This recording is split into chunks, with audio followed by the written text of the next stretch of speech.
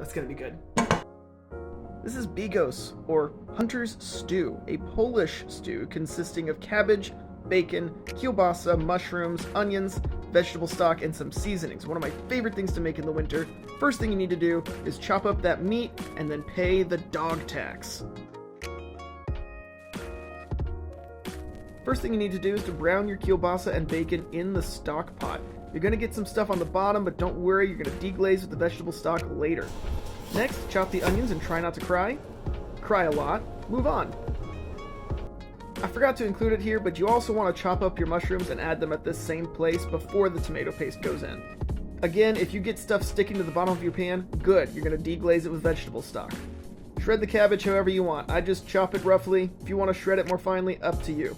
Sauerkraut here is not for flavor, it's for texture and volume, so wash the sourness off before you add it in. Deglaze with your vegetable stock, which I also forgot to show, and then add your cabbage and sauerkraut, mix it all up so it looks like this. Next we're going to move on to seasonings. A few bay leaves, some allspice, or if you can, juniper seeds, and some caraway seeds.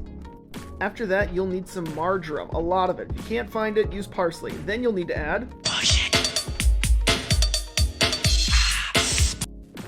I'm not sorry for that joke. Don't worry if there's not a whole lot of liquid in there yet. It's going to come out of the cabbage as you stew it for 2 hours, stirring every 30 to 45 minutes. Serve it with some toasted rye or pumpernickel or whatever bread you like.